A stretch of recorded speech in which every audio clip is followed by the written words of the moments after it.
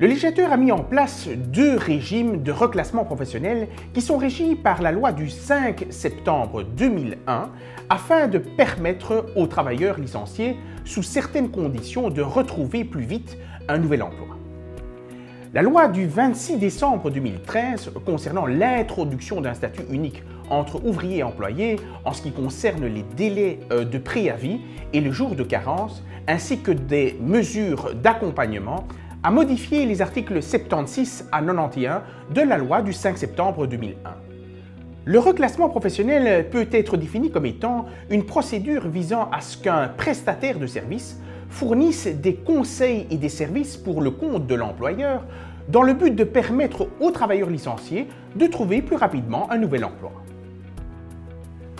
Le premier régime de reclassement professionnel est un régime général qui est repris aux articles 11.1 et 11.11 de la loi du 5 septembre 2001.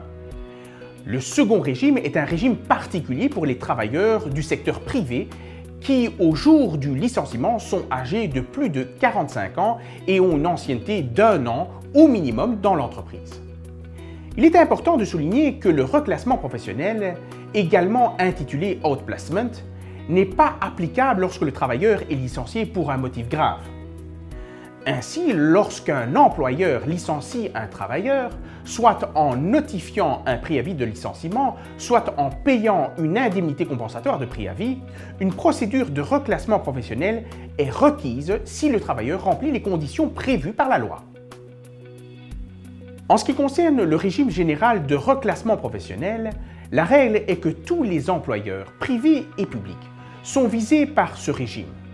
Les travailleurs pouvant bénéficier du régime doivent remplir certaines conditions. Il doit avoir été licencié après le 1er janvier 2014, avoir un préavis de minimum 30 semaines ou une indemnité compensatoire de préavis couvrant cette même durée.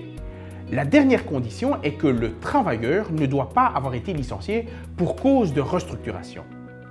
Lorsque le travailleur remplit les conditions, mais qu'il refuse l'offre de reclassement professionnel, il faut noter que jusqu'au 1er janvier 2016, il n'y a aucune sanction vis-à-vis de son indemnité compensatoire de préavis.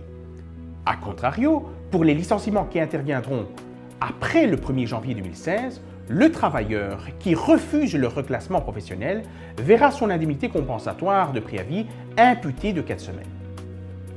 Pour ce qui est du régime particulier de reclassement professionnel, il ne s'applique que pour les travailleurs occupés par un employeur qui est soumis à la loi du 5 décembre 1968 sur les conventions collectives de travail et les commissions paritaires.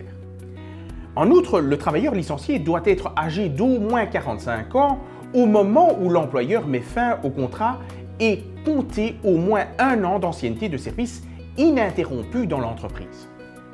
Si le travailleur qui remplit les conditions refusant l'outplacement, il pourra être sanctionné en étant exclu des droits aux allocations de chômage pendant une certaine période.